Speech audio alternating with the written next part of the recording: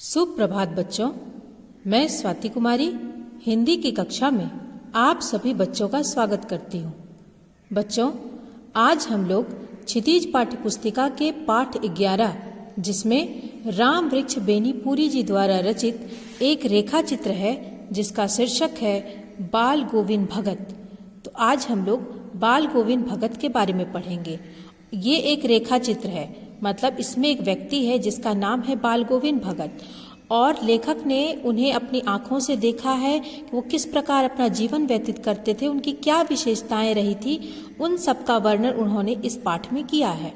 आज हम लोग राम वृक्ष बेनीपुरी जी द्वारा बाल गोविंद भगत के जीवन परिचय से परिचित होंगे। आप लोगों को कोई भी पाठ मैम पढ़ाती है तो आप लोग जानते हो कि मैम पहले उनसे संबंधित कवि या लेखक से आप सबको परिचित करवाती है। तो बाल गोविंद भगत इस पाठ के लेखक हैं राम वृक्ष बेनीपुरी जी। तो आज हम लोग पहले राम वृक्ष बेनीपुरी जी के जीवन परिचय से परिचित होंगे। आप लोग सबसे पहले इनकी तस्वीर देखिए। ये है राम वृक्ष बेनीपुरी जी। राम वृक्ष बेनीपुरी जी का जन्म सन 1899 ईस्वी में बिहार राज्य के मुजफ्फरपुर जिले में बेनीपुर नामक ग्राम में हुआ था, मतलब बेनीपुर नामक गांव में हुआ था। और इन्हें अपने गांव से बहुत ही ज़्यादा लगाव था और इसीलिए इन्होंने अपने गांव बेनीपुर को अपने नाम के साथ जोड़ लिया और ये हो गए राम वृक्ष बेनीपुरी। आपसे प्रश्न पूछा जा सकता है कि राम वृक्ष बेनीपुरी जी के नाम के साथ बेनीपुरी कैसे जुड़ा, या ये पूछा जा सकता है कि कौन से ऐसे लेखक हैं जिन्होंने अपने गांव के नाम को अपने नाम के साथ जोड़ा है। तो ये हैं राम वृक्ष बेनीपुरी जी। इसके अलावा एक और हैं चंद्रधर शर्मा गुलेरी। उनका जन्म भी पंजाब राज्य के गुलेर नामक गांव में हुआ था, तो उन्होंने अपने गांव के नाम को अपने नाम के साथ जोड़ लिया और वो हो गए चंद्रधर शर्मा गुलेरी। इनका नाम भी राम वृक्ष शर्मा था, लेकिन इन्होंने अपना नाम बदला और शर्मा हटाकर बेनीपुरी जोड़ लिया। राम वृक्ष अपने माता पिता के इकलौते संतान थे। इनके माता पिता को बड़ी मुश्किल से एक पुत्र की प्राप्ति हुई थी, इसीलिए उन्होंने इनका नाम राम वृक्ष रखा, क्योंकि वो चाहते थे कि इनके पुत्र के अंदर राम के जैसा गुण आए और इसके जो वंश हो उसकी शाखाएं वृक्ष की तरफ फैले, मतलब इसका वंश खूब बढ़े। इसीलिए उन्होंने इनका नाम राम वृक्ष रखा।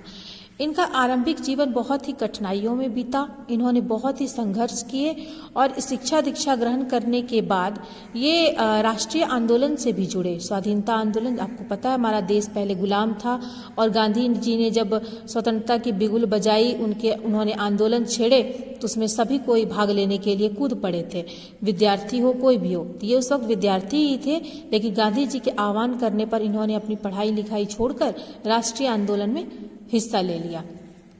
इस कारण इन्हें कई बार जेल भी गए और इनकी विशेषता ये थी कि इन्हें रचना करने में, मतलब लिखने में बहुत ज़्यादा रुचि थी और जेल में रहकर भी ये निरंतर लिखने का काम करते रहते थे।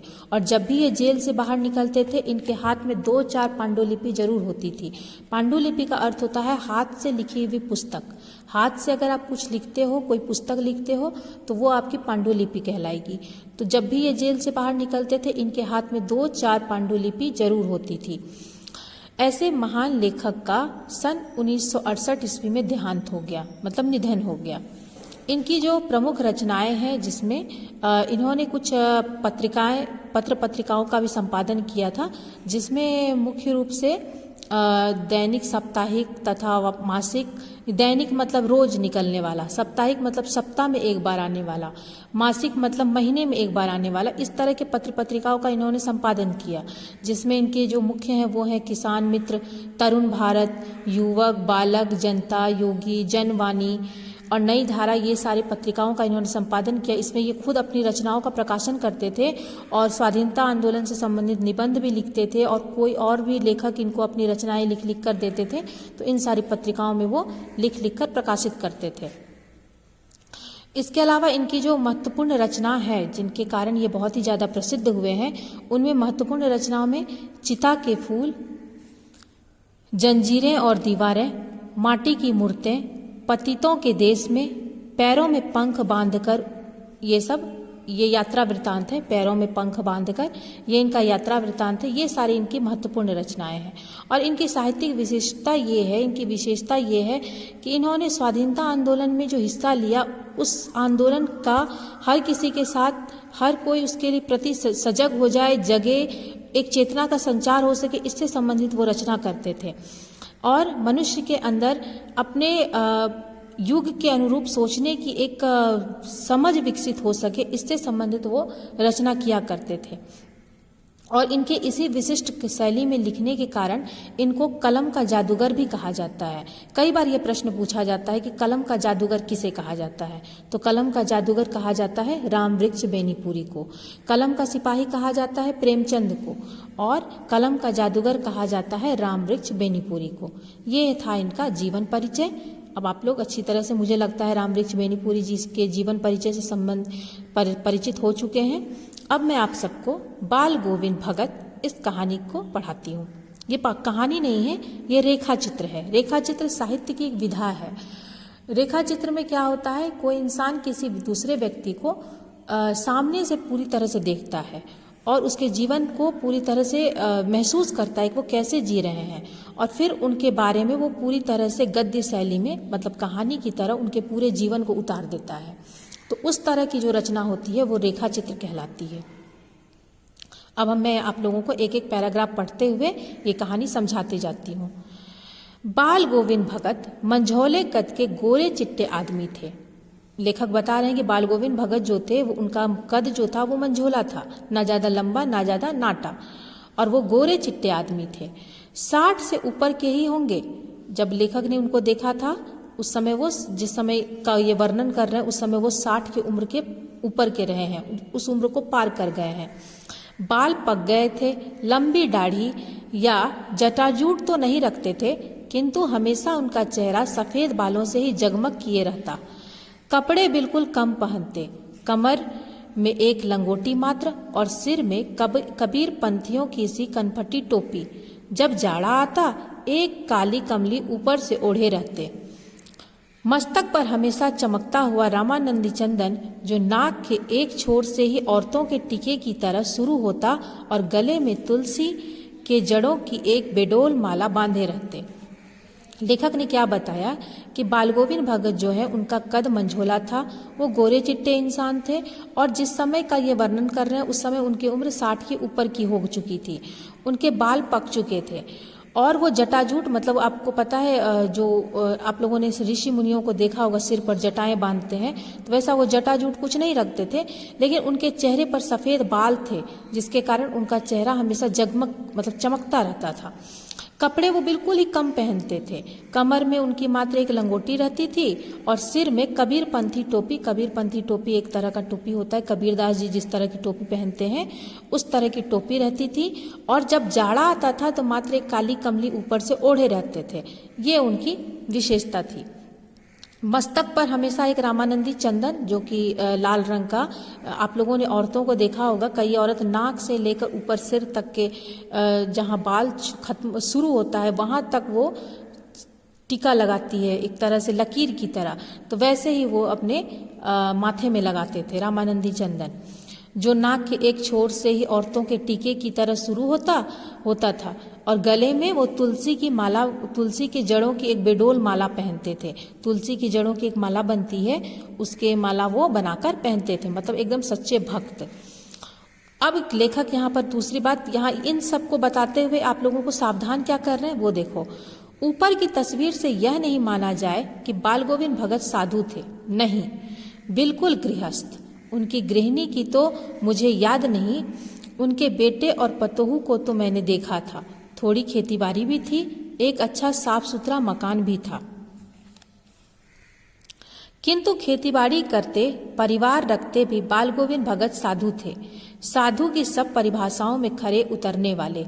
कबीर को साहब मानते थे और उन्हीं के गीतों को गाते, उन्हीं के आदेशों पर चलते, कभी झूठ नहीं बोलते, खरा व्यवहार रखते, किसी से भी दो टूक बात करने में संकोच नहीं करते, ना किसी से खामखा झगड़ा मोल लेते, किसी की चीज नहीं छूते और ना बिना पूछे व्यवहार में लाते।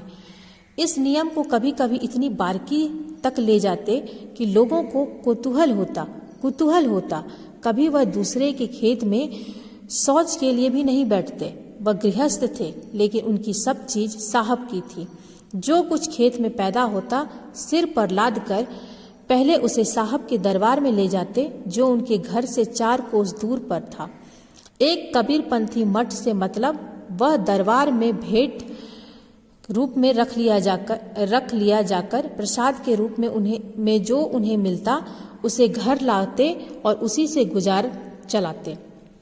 लेखक ने यहाँ क्या बताया कि ये जो इस फर्स्ट पैराग्राफ में उन्होंने जिस प्रकार उनकी रूपरेखा बताई वो किस तरह से रहते थे, इसे देखकर सुनकर कोई भी इंसान समझेगा कि वो सन्यासी हैं। लेकिन यहाँ पर लेखक ने कहा कि ऊपर की तस्वीर से यह नहीं माना जाए कि बाल गोविंद भगत साधु थे। नहीं, वो साधु नहीं थे, वो एकदम गृहस्थ थे।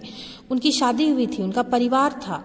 उनकी गृहिणी मतलब उनकी पत्नी का तो मुझे याद नहीं है। लेखक कह रहे हैं कि जब वो जन्म लिए, जब वो होश संभाले, तब तक उनकी पत्नी का निधन हो चुका था।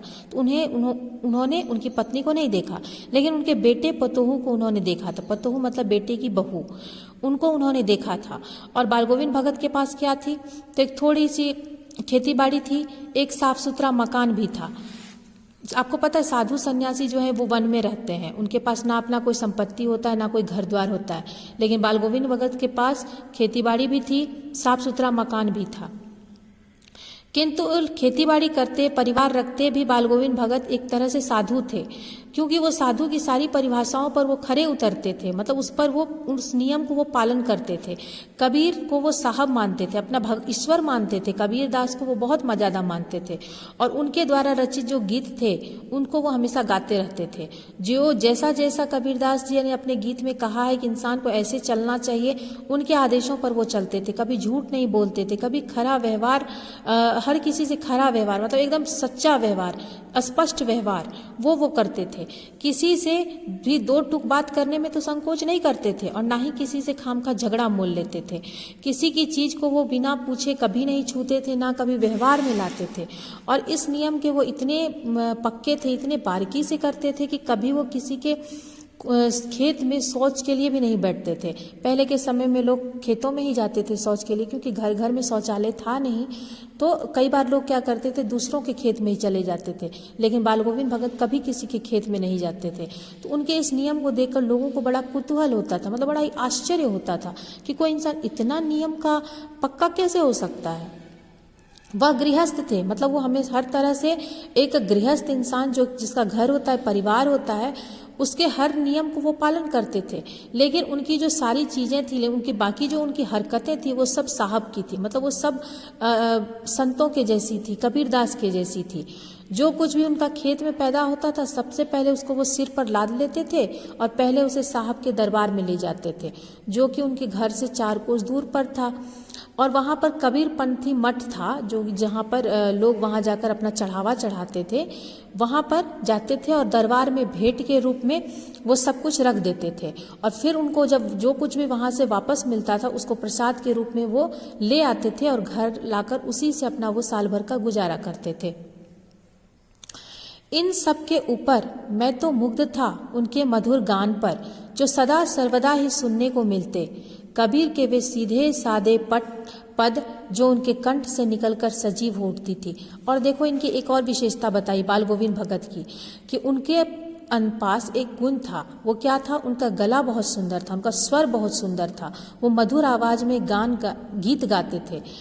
वो उनका आवाज पे वो लेखक बोलते मैं मुग्ध था, मतलब मैं मोहित था, क्योंकि वो हमेशा सदा सर्वदा, मतलब वो हमेशा उनके मुंह से मुझे कबीर दास के जो पद हैं, जो सीधे साधे पद जो कबीर दास लिख कर गए हैं, उसको वो हमेशा गाते रहते थे। और इतने लय और इतने सुंदर ढंग से गाते थे कि वो पद एक तरह से सजीव हो जाता था। उसे सुनने में इतना सबको आनंद लगता था, जैसे लगता था कि वो एक तरह से घटना का सामने घट रही है और वर्णन कर रहे हैं।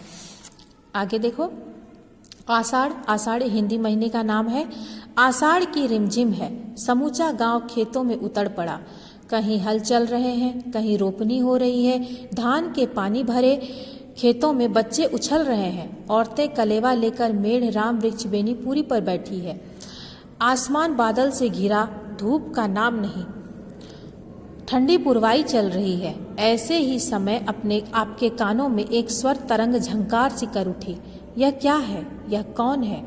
यह पूछना ना पड़ेगा। बाल गोविंद भगत समूचा शरीर कीचड़ में लिथड़े अपने खेत में रोपनी कर रहे हैं। उनकी अंगुली एक एक धान के पौधे को पंक्तिबद्ध खेत में बिठा रही है। हाँ, ओके। उनका कंठ एक एक शब्द को संगीत के जीने पर चढ़ाकर कुछ को ऊपर स्वर्ग की ओर भेज रहा है और कुछ को इस पृथ्वी की मिट्टी पर खड़े लोगों के कानों की ओर। बच्चे खेलते हुए झूम उठते हैं। मेड़ पर खड़ी औरतों के होठ कांप उठते हैं। वे गुनगुनाने लगती है। हलवाहों के पैर ताल से उठने लगते हैं। रोपनी करने वालों की अंगुलियां एक अजीब क्रम से चलने लगती है। बाल गोविंद भगत यह संगीत है या जादू? बाल गोविंद भगत का यह संगीत है या जादू? अब इसे हम लोग समझेंगे। लेखक कहते हैं कि आषाढ़ मास है, उस समय बारिश हो रही है, रिमझिम मतलब बारिश हो रही है और पूरा गांव खेत में उतर पड़ा है धान की रोपनी करने के लिए। कहीं पर हल चल रहे हैं, कहीं पर रोपनी हो रही है और धान का जो खेत है वो पानी से पूरी तरह से भरा हुआ है। खेतों में बच्चे उछल रहे हैं। औरतें कलेवा मतलब सुबह का नाश्ता, औरतें जो है अपने अपने पति जो काम कर रहे हैं उनका नाश्ता लेकर मेड़ पर बैठी हुई है। उसी मेड़ पर राम वृक्ष बेनीपुरी जी भी बैठे हुए हैं। आसमान पूरी तरह से बादल से घिरा हुआ है। धूप का कहीं कोई नाम नहीं है। ठंडी पुरवाई, पुरवाई का अर्थ होता है पूरब दिशा से चलने वाली ठंडी हवा। पूरब दिशा से ठंडी हवा चल रही है और ऐसे ही समय में सबके कानों में एक स्वर तरंग मतलब एक स्वर सुनाई पड़ती है, एक झंकार सी उठती है। और यह है क्या? यह कौन है? यह पूछने की कोई ज़रूरत नहीं है, क्योंकि इस तरह का स्वर जो कि मन को झंकार कर दे, झुमा दे, इस तरह का स्वर देने वाला वहाँ एक ही इंसान था और वो है बाल गोविंद भगत। बाल गोविंद भगत भी खेत में काम कर रहे हैं। उनका पूरा शरीर कीचड़ से लिपटा हुआ है, लिथड़ा हुआ है और अपने खेत में वो रोपनी किए जा रहे हैं, धान की रोपनी किए जा रहे हैं। उनकी उंगली एक एक धान के पौधों को एकदम पंक्तिबद्ध लगाई जा रही है, खेत में बिठाई जा रही है। उनका कंठ एक एक शब्द को संगीत के जीने पर चढ़ाकर, संगीत के जीने का अर्थ होता है संगीत के उतार चढ़ाव, उसको चढ़ाकर कुछ को ऊपर कर रही है, स्वर्ग की ओर भेज रही है। मतलब उसमें ऐसा लग रहा है जैसे वो स्वर्ग में देवताओं को सुना रहे हैं और कुछ को मिट्टी, पृथ्वी की मिट्टी पर खड़े लोगों के कानों की ओर। बच्चे खेलते हुए झूम उठ रहे हैं। उनकी संगीत को सुनकर बच्चे भी झूमने लगते हैं। मेड़ पर खड़ी औरतों के भी ओठ कांप उठते हैं, वो भी साथ में गुनगुनाने लग जाती है। हलवाहों के पैर जो कि हल चलाने वाले होते हैं, उनके पैर भी ताल से उठने लग जाते हैं और रोपनी करने वालों की जो उंगलियां हैं एक अजीब से क्रम में चलने लगती है। बाल गोविंद भगत का यह संगीत, यह जादू है कि वहाँ खड़े लोग उनकी संगीत को सुनकर अपने काम में भी रत हैं, लेकिन पूरी तरह से मगन है उनकी संगीत को सुनने में। भादों की वह अंधेरी अधरतिया। अभी थोड़ी ही देर पहले मूसलाधार बारिश खत्म हुई। बादलों की गरज, बिजली की तड़प में आपने कुछ नहीं सुना हो, किंतु अब झिल्ली की झंकार और दादुरों की टरटर बाल गोविंद भगत के संगीत को अपने कोलाहल में डुबो नहीं सकती। उनकी खंजड़ी डिमक डिमक बज रही है और वे गा रहे हैं, गोदी में पियावा, चमक उठे सखियां, चिहुक उठे ना। हाँ, पिया तो गोद में ही है, किंतु वह समझती है कि वह अकेली है। चमक उठती है, चिहुक उठती है। उसी भरे बादलों वाले भादों की आधी रात में उनका यह गाना अंधेरे में अकस्मात कौंध उठने वाली बिजली की तरह किसे न चौंका देता। अरे, अब सारा संसार निशब्दता में सोया है। बाल गोविंद भगत का संगीत जाग रहा है, जाग रहा है। तेरी गठरी में लागा चोर, मुसाफिर जाग जरा। लेखक यहाँ बताते हैं कि भादो मास है और उस समय एकदम अंधेरी रात है। अधरतिया मतलब आधी रात, आधी रात है और पूरी तरह से अंधेरा है। और अभी थोड़ी देर पहले एकदम मूसलाधार बारिश हुई थी और वो खत्म हो गई। बादलों की गरज भी हो रही थी, बिजली भी आसमान में गरज रहे थे और उन सब के बीच आपने कुछ नहीं सुना होगा। किंतु अब इस सब के बीच में इंसान कुछ नहीं सुना, क्योंकि बहुत जोर जोर से बारिश हो रही थी, बादल भी गरज रहे थे, बिजली भी चमक रही थी, वो भी आवाज कर रही थी। किंतु अब झिल्ली की झंकार, झिल्ली एक जीव का नाम है, और दादुरों की टर्टर, दादुर मेढक को कहते हैं। तो इस अभी झिल्ली का जो झंकार हो रहा था और दादुरों की जो टर्टर हो रही थी, मेढक की टर्टर, ये सब आवाज मिलकर बाल गोविंद भगत के जो संगीत का जो कोलाहल था, जो शोर था, उसको दबाने का क्षमता इन दोनों में नहीं था। मतलब इन दोनों की आवाज़ से बढ़कर बाल गोविंद भगत की गीत की आवाज़ आ रही थी। वो अपनी खंजड़ी ले रहे थे और डिमक डिमक बजा रहे थे और गा रहे थे। क्या गा रहे थे? गोदी में पियवा चमक उठे सखिया चिहुक उठे ना। एक महिला है जो कि पति उनके पास में ही है, लेकिन वो समझ रही है कि वो अकेली है, वो दूर है। तो यहीं पर इस गीत का अर्थ लिखा हुआ है कि पिया तो गोद में ही है, किंतु वह समझती है कि वह अकेली है, चमक उठती है, चिहुक उठती है। और वो एक तरह से परेशान रहती है, लेकिन जब अपने पति को पास देख लेती है तो फिर वो खुश हो जाती है। उसी भरे बादलों वाले भादों कि आधी रात में उनका यह गाना अंधेरे में अकस्मात कौंध उठने वाली बिजली की तरह किसे न चौंका देता। मतलब आसमान में जैसे बिजली गरजती है, उसे सुनकर देखकर कोई भी चौंक उठता है। तो इनके जो गीत हैं उसे सुनकर भी लोगों के मन पर वही प्रभाव पड़ता है। अरे अब सारा संसार, निशब्दता का अर्थ होता है एकदम शांत। रात्रि वाली जो शांत होती है उसे निशब्दता कहते हैं। में सोया हुआ है और उस समय बाल गोविंद भगत का जो संगीत होता है वो जाग रहा होता है। मतलब वहाँ पर बाल गोविंद भगत जगे हुए रहते हैं, वो गीत गाते रहते हैं। और वो क्या गाते हैं? तेरी गठरी में लागा चोर मुसाफिर जाग जरा। मतलब वो कह रहे हैं कि तुम रास्ते पर चलने वाले को मुसाफिर कहते हैं कि मुसाफिर चल रहे हो, तुम्हारा सामान कोई चुरा लेगा तो तुम होश हवास के साथ चलो। ये वहाँ पर बाल गोविंद भगत कहते हैं। कार्तिक आया नहीं कि बाल गोविंद भगत की प्रभातियाँ शुरू हुई जो फागुन तक चला करती। इन दिनों वह सवेरे ही उठते, ना जाने किस वक्त जगकर वह नदी स्नान को जाते, गांव से 2 मील दूर। वहां से नहा धोकर लौटते और गांव के बाहर ही पोखर के ऊंचे भिंडे पर अपनी खंजड़ी लेकर जा बैठते और अपने गाने टेरने लगते। मैं शुरू से ही देर तक सोने वाला हूँ, किंतु एक दिन माघ की उस दांत किटकिटाने वाली भोर में भी उनका संगीत मुझे पोखर पर ले गया था। अभी आसमान के तारों के दीपक बुझे नहीं थे।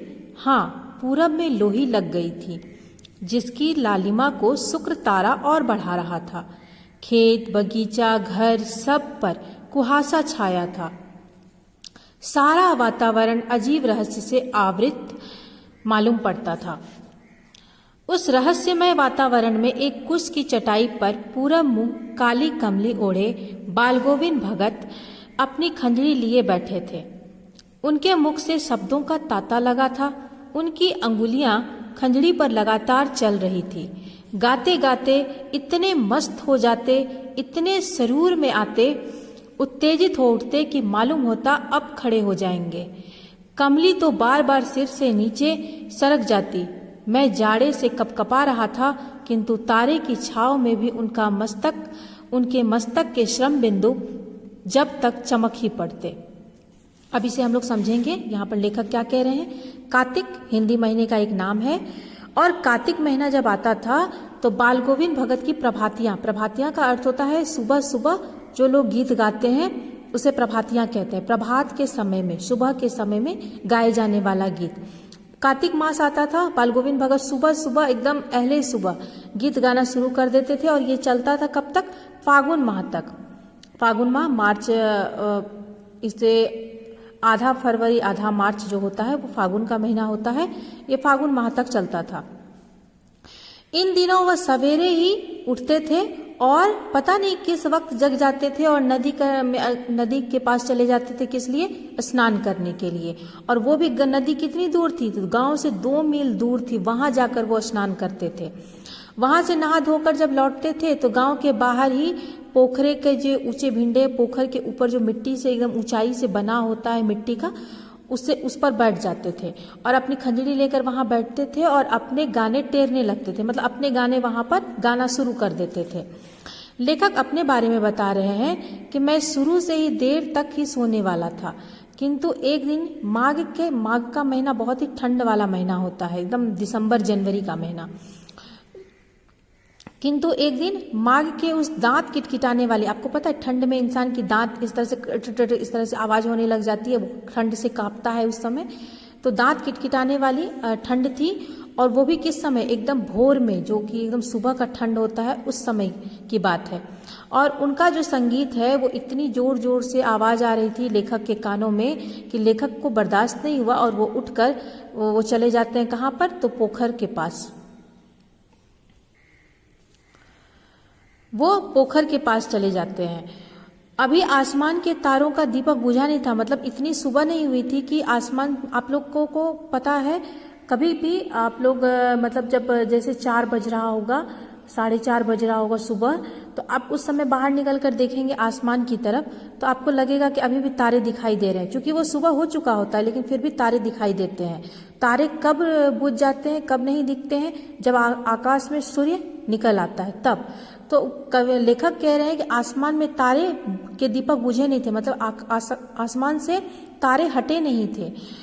हाँ, लेकिन एक चीज और बता रहे हैं कि पूरब में लोही लग गई थी। लोही मतलब सूर्य की जो एकदम पहली किरण होती है, जो एकदम केवल लाल वो दिखाई देती है, तो सूर्य जो लाल एकदम दिखते हैं वो केवल निकल चुका था, मतलब पूरब दिशा में लाल लाल दिखने लग गई थी, जिसकी लालिमा को शुक्र तारा और बढ़ा रहा था। शुक्र तारा सूर्योदय के समय और सूर्यास्त के समय ही दिखता है, तो लेखक बोल रहे हैं कि उस समय लालिमा सूर्य की दिख रही थी और साथ ही साथ वहां पर शुक्र तारा भी देखने को मिल रहा था।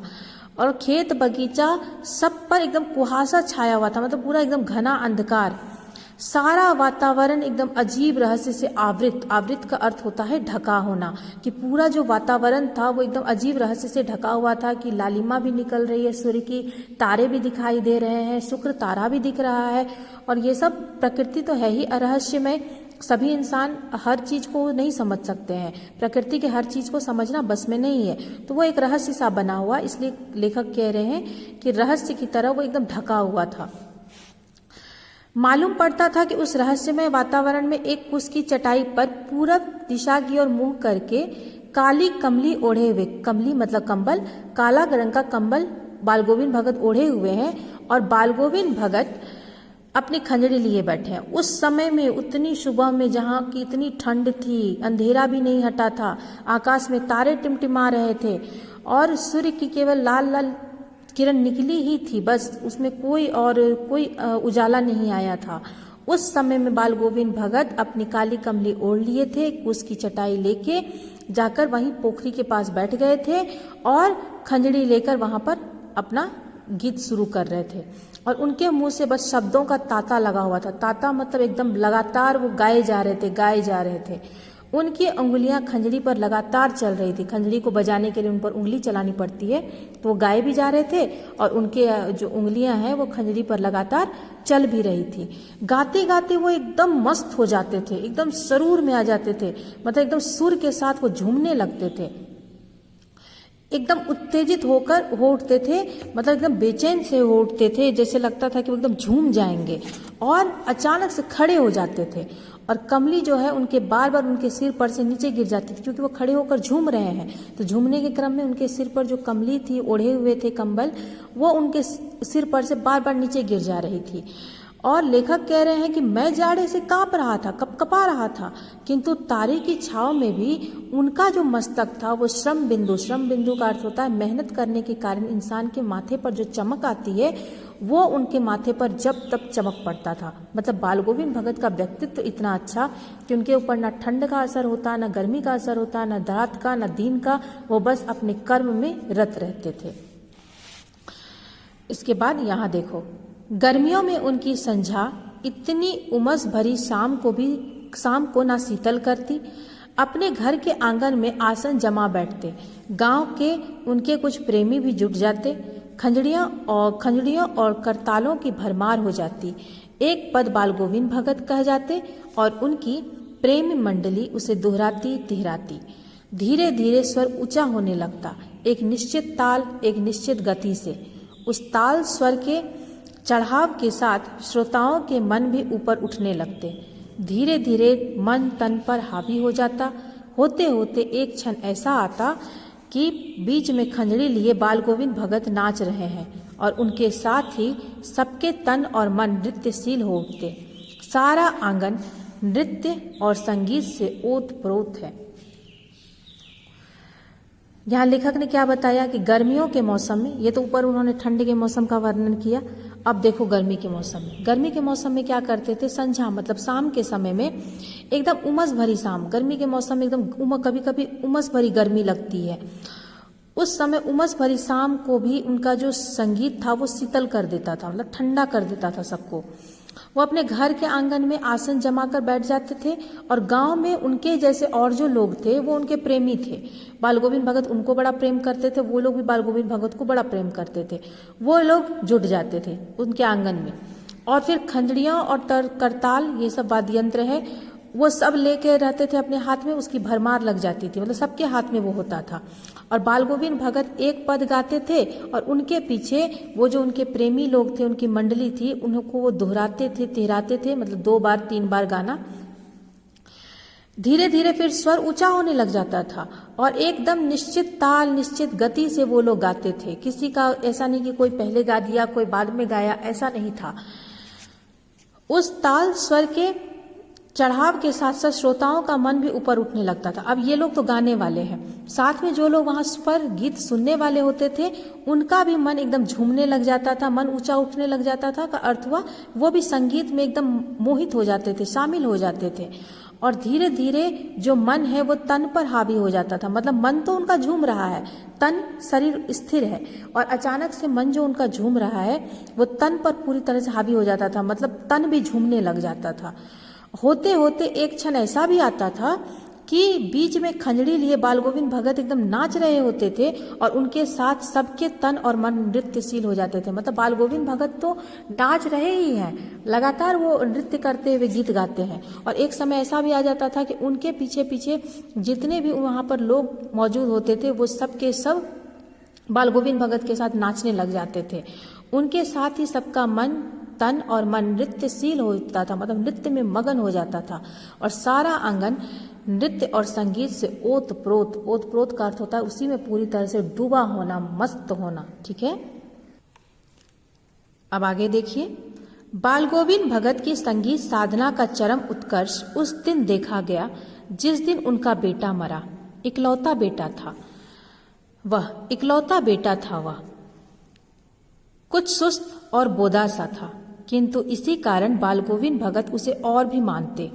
उनकी समझ में ऐसे आदमियों पर ही ज्यादा नजर रखनी चाहिए या प्यार करना चाहिए, क्योंकि ये निगरानी और मोहब्बत के ज्यादा हकदार होते हैं। बड़ी साध से उनकी शादी कराई थी। पतोहू बड़ी ही सुभग और सुशील मिली थी। घर की पूरी प्रबंधी का बनकर भगत को बहुत कुछ दुनियादारी से निवृत्त कर दिया था उसने।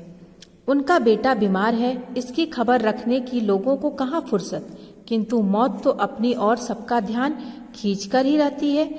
हमने सुना बाल गोविंद भगत का बेटा मर गया। कुतूहलवश उनके घर गया, देखकर दंग रह गया। बेटे को आंगन में एक चटाई पर लिटाकर एक सफेद कपड़े से ढक रखा है। वह कुछ फूल तो हमेशा ही रोपते रहते। उन फूलों में से कुछ फूल को तोड़कर उन पर बिखरे दिए हैं, फूल और तुलसी दल भी। सिराहने एक चिराग जल रहा है और उसके सामने जमीन पर ही आसन जमाए गीत गाए चले जा रहे हैं। वही पुराना स्वर, वही पुरानी तल्लीनता। घर में पतोहू रो रही है जिसे गांव की स्त्रियां चुप कराने की कोशिश कर रही है, किंतु बाल गोविंद भगत गाए जा रहे हैं। हाँ, गाते गाते कभी पतोहू के नजदीक भी जाते और उसे रोने के बदले उत्सव मनाने को कहते। आत्मा परमात्मा के पास चली गई है, विरहिणी अपने प्रेमी से जा मिली है। भला इससे बढ़कर आनंद की कौन बात। मैं कभी कभी सोचता यह पागल तो नहीं हो गए, किंतु नहीं, वह जो कुछ कह रहे हैं उसमें उनका विश्वास बोल रहा था, वह चरम विश्वास जो हमेशा ही मृत्यु पर विजयी होता आया है। अब इसे हम लोग समझेंगे। देखिए, लेखक कहते हैं कि बाल गोविंद भगत के अंदर संगीत साधना, संगीत के प्रति जो प्रेम होता है, संगीत के प्रति जो एक पूजा का भाव होता है, वो बाल गोविंद भगत के अंदर था। लेकिन बाल गोविंद भगत की जो ये संगीत साधना है, इसका चरम उत्कर्ष मतलब एकदम इसका श्रेष्ठतम रूप उस दिन देखा गया जिस दिन कि उनका बेटा मर गया। देखो कहानी यहाँ मोड़ ले ली, एक नई घटना का वर्णन लेखक ने किया है। लेखक कौन है इसके? रामवृक्ष बेनीपुरी जी। वो बता रहे हैं कि उनका बेटा जिस दिन मरा, उस दिन उनकी हमने संगीत साधना का एकदम चरम उत्कर्ष देखा, उनके सन्यासी रूप को हमने देखा। उनका वो जो बेटा था वो इकलौता बेटा था, मतलब एकमात्र बेटा। वह बेटा किस तरह का था? वो सुस्त था, मतलब एकदम सुस्त सा रहता था, कोई चलफर उसके अंदर नहीं था, और बोधा सा भी था। मतलब बोधा का अर्थ होता है एकदम बुद्धू टाइप का, जिसका दिमाग विकसित नहीं होता है, बच्चे की तरह ही उसका दिमाग रहता है।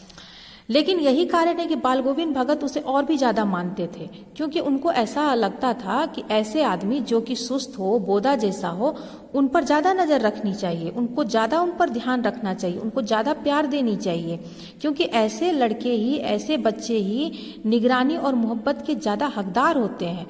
वो बड़ी साध से, मतलब बड़ा ही लगन से अपने उस बेटे की विवाह करवाई, शादी कराई थी, और जो पतोहू मिली वो बड़े ही सुभग और सुशील थी। सुभग और सुशील का अर्थ होता है अच्छे गुण वाली। अच्छे गुण वाली, इसका अर्थ हुआ कि वो जो है घर में जब आई तो उसने पूरे घर को अपने गुण से प्रभावित कर लिया, और वो सुशील थी, मतलब उसके अंदर शील था, सदाचार था।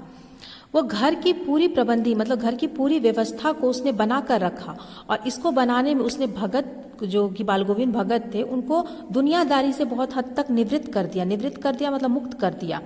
बाल गोविंद भगत की भी पहले जिम्मेदारी थी कि वो घर की व्यवस्था पर पूरा ध्यान देते थे, लेकिन जब पतहू आई तो उन्होंने बाल गोविंद भगत को इन सब से मुक्त कर दिया, वो पूरे घर की जिम्मेदारी संभाल ली।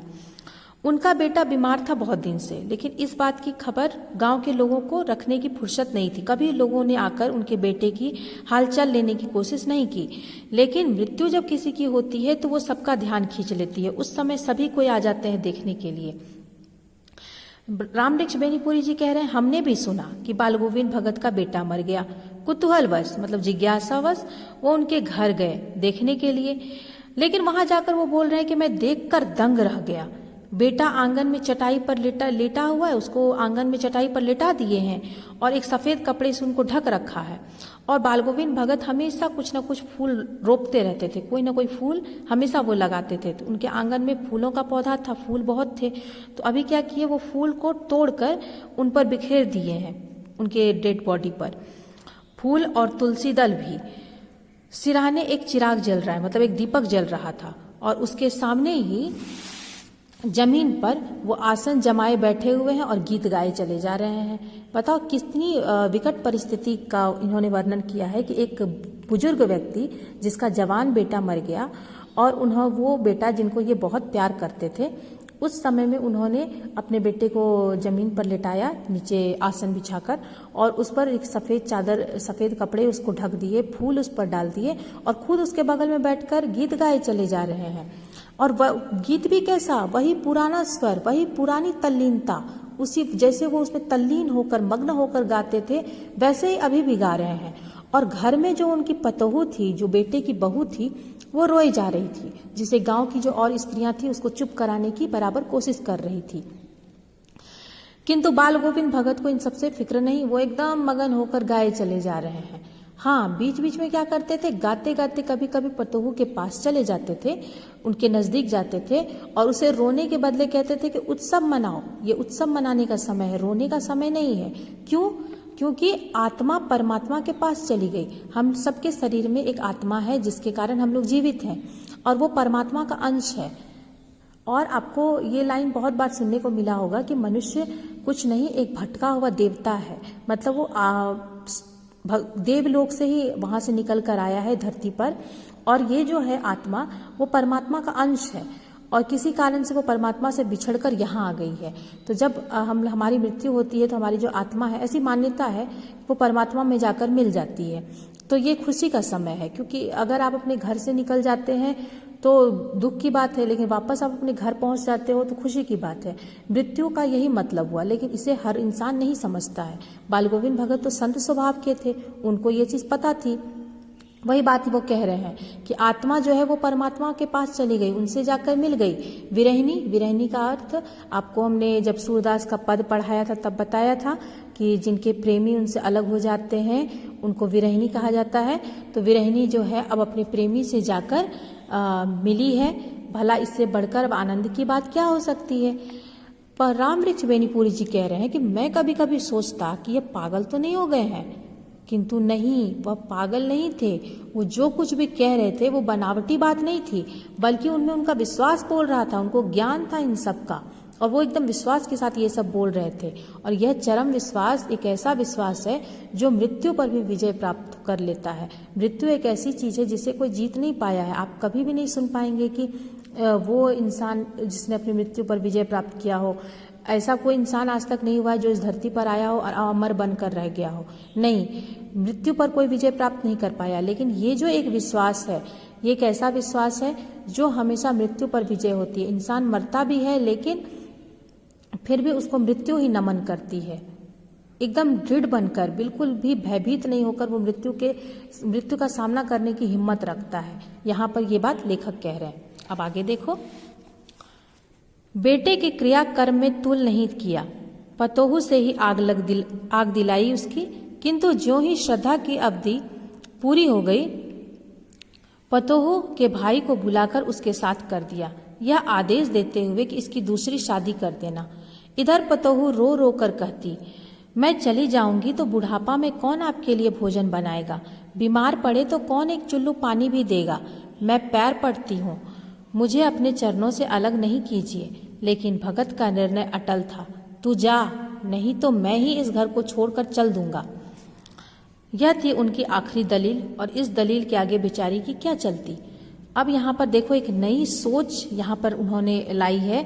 बेटे का जो क्रियाकर्म किया उसमें कोई तुल नहीं, कोई ज़्यादा विशेष खर्च नहीं, कुछ नहीं किया, और एक नई सामाजिक परंपराओं को उन्होंने तोड़ा और एक नई सामाजिक परंपरा को उन्होंने जन्म दिया कि पतोहू से उन्होंने बेटे को आग दिलवाई। ऐसा कहा जाता है कि अग्नि देने का काम महिलाएं नहीं करती है या शमशान घाट पर महिलाएं नहीं जाती है, लेकिन उन्होंने इस परंपरा का यहाँ पर खंडन कर दिया।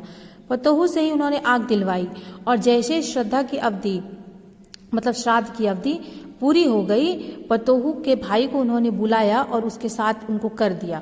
ये आदेश दिया कि इसको ले जाओ और इसकी दूसरी शादी कराना। देखो यहाँ पर बहुत ही इंपॉर्टेंट क्वेश्चन बनता है कि बाल गोविंद भगत पाठ में कौन कौन से सामाजिक परंपराओं को खंडित किया गया है। तो एक तो ये रहा, पतोहू से उन्होंने आग दिलवाई, एक नए सामाजिक परंपराओं को इन्होंने लाया और रूढ़िवादी परंपराओं को उन्होंने तोड़ा। दूसरा, विधवा विवाह नहीं होता है, ऐसा तब के लोगों की सोच थी। और लेकिन ये एक ऐसे इंसान हुए बाल गोविंद भगत जिन्होंने अपनी विधवा बहू को दोबारा शादी करने का आदेश दिया, किसको, उनके भाई को, ले जाओ इसको शादी करो। तो इन्होंने कितनी अच्छी सोच को यहाँ लाया है कि विधवा को इन्होंने विवाह करवाने की वहाँ पर आदेश देते हैं, आज्ञा देते हैं। तो ये आपका ये जवाब रहा। और इधर पतोहू रो रो कर क्या कहती थी कि मैं चली जाऊंगी तो बुढ़ापे में कौन आपके लिए भोजन बनाएगा, बीमार पड़े तो कौन एक चुल्लू पानी भी देगा। चुल्लू, ये इसे जो हाथ हमारा इस तरह से बनता है इसे ही चुल्लू कहते हैं। तो वो कह रही है कि अगर हम यहाँ से चले जाएंगे तो आप तो अकेले रहिएगा, तो फिर आपको बुढ़ापा में कौन आपके लिए भोजन बनाएगा, कौन आपकी सेवा करेगा, कभी बीमार पड़े तो एक चुल्लू पानी भी आपको कौन देगा। मैं पैर पड़ती हूँ, आप मुझे यहाँ से मत भेजिए, मुझे अपने चरणों से अलग मत कीजिए। लेकिन भगत का निर्णय तो अटल था। अटल था मतलब जो टल ना सके। वो एकदम निर्णय सुना देते हैं कि तू जा, नहीं तो मैं ही इस घर को छोड़कर कहीं चल दूंगा। अब इस बात को सुन लेने के बाद अब वो बेचारी आखिर क्या कर सकती थी, क्या दलील देती। दलील का अर्थ होता है वो क्या आखिर वो अपने पक्ष में क्या बोलती, अपने तरफ से वो क्या बोल सकती थी। इस तरह की बात को सुनकर इस दलील के आगे तो बेचारी की कुछ चल ही नहीं सकती थी, उसे मजबूरन अपने भाई के साथ जाना पड़ा। अब यहाँ पर एक प्रश्न और हो सकता है कि जो बाल गोविंद भगत और जो उनकी बहू है, इन दोनों को एक दूसरे की चिंता थी, ये आप किस आधार पे कह सकते हैं। देखो यहीं पर उसका भी जवाब है। यहाँ से बहुत प्रश्न आता है, ये इस पैराग्राफ से, बहुत इंपॉर्टेंट पैराग्राफ है ये। अब इसके बाद आगे देखो, बाल गोविंद भगत की मौत उन्हीं के अनुरूप हुई। वह हर वर्ष गंगा स्नान करने जाते। स्नान पर उनकी आस्था उतनी आस्था नहीं रखते जितना संत समागम और लोक दर्शन पर। पैदल ही जाते। करीब 30 कोस पर गंगा थी। साधु को संबल लेने का क्या हक, और गृहस्थ किसी से भिक्षा क्यों मांगे?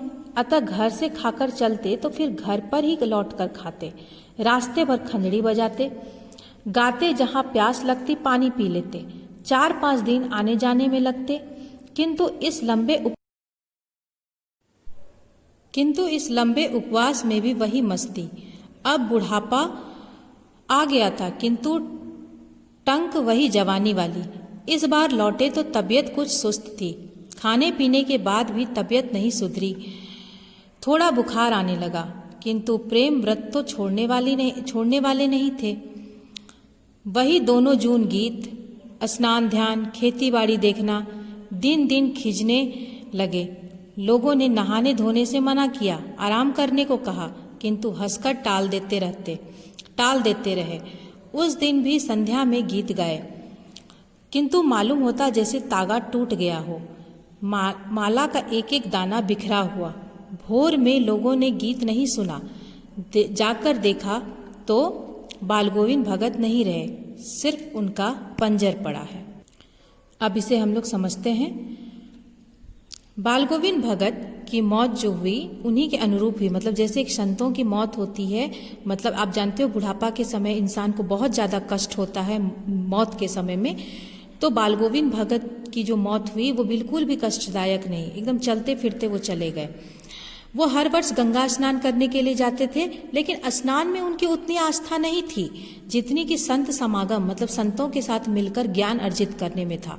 लोग दर्शन, अच्छे लोगों के दर्शन करने में, अच्छे लोगों से मिलने में उनकी ज़्यादा रुचि थी।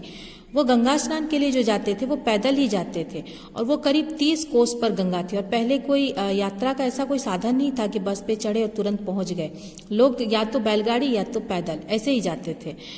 और इनका क्या सोच था कि साधु को संबल लेने का क्या हक है। ये अपने आप को साधु भी कहते थे और गृहस्थ भी कहते थे। संबल का अर्थ होता है सहायता, कि साधु जो होते हैं उनको सहायता लेने का कोई हक नहीं है।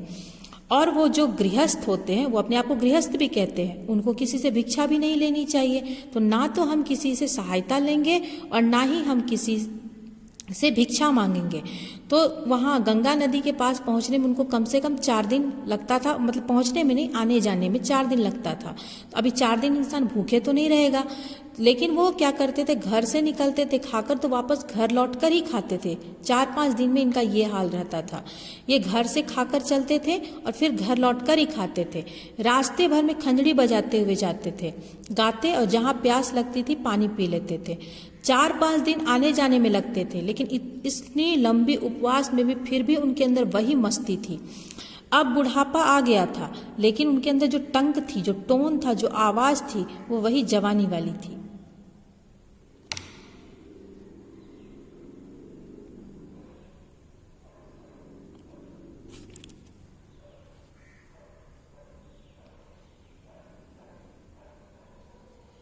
इस बार लौटे तो उस समय उनकी तबीयत कुछ सुस्त थी, एकदम वो बीमार से दिखने लग गए थे। खाने पीने के बाद भी उनकी तबीयत नहीं सुधरी और थोड़ा उनको बुखार भी आने लगा। और जो उनके अंदर प्रेम व्रत तो उन्होंने ले लिया था, संगीत के प्रति प्रेम, ईश्वर के प्रति प्रेम, वो तो वो छोड़ने वाले थे नहीं। वो दोनों जून गीत गाते, स्नान ध्यान करते, खेती बाड़ी करते, लेकिन दिन दिन खिंचने लगे थे, मतलब एकदम कमजोर होने लगे थे। लोग जो उनसे प्रेम करते थे उन्होंने उनको नहाने धोने से मना किया, आराम करने को कहा, लेकिन वो हंसकर टाल देते थे। उस दिन भी संध्या में गीत गाए, शाम के समय में वो गीत गाए, लेकिन मालूम होता था कि तागा टूट गया। मतलब उनका जो गीत में ध्यान था, वो उनका जो आवाज़ थी वो आवाज़ नहीं रही। माला का एक एक दाना बिखरा हुआ था, मतलब उनके जो आवाज़ थे वो एकदम टूट टूट जा रहे थे। भोर हुई तो लोगों को गीत सुनाई नहीं दी। जब लोग जाकर देखे कि क्यों नहीं सुनाई दी, तो बालगोविंद भगत नहीं रहे, उनका सिर्फ पंजर पड़ा था, मतलब उनकी सिर्फ मृत शरीर पड़ी हुई थी, मतलब उनकी मृत्यु हो गई थी। ये रहा बालगोविंद भगत पाठ, जिसके लेखक हैं रामवृक्ष बेनीपुरी जी। बालगोविंद भगत एक रेखा चित्र है, जिसमें एक व्यक्ति को लेखक ने अपनी आंखों से देखा है और उनकी जो दिनचर्या थी, उनका जो जैसा वो रहते थे, उसका उन्होंने इसमें पूरा वर्णन किया है। आप लोग इस पाठ को अच्छी तरह से पढ़ लीजिएगा, और किसी भी तरह की प्रॉब्लम हो आप कभी भी क्वेश्चन पूछ सकते हैं। ओके, होमवर्क रहा, इसका क्वेश्चन आंसर आप लोगों को कर लेना है, ठीक है।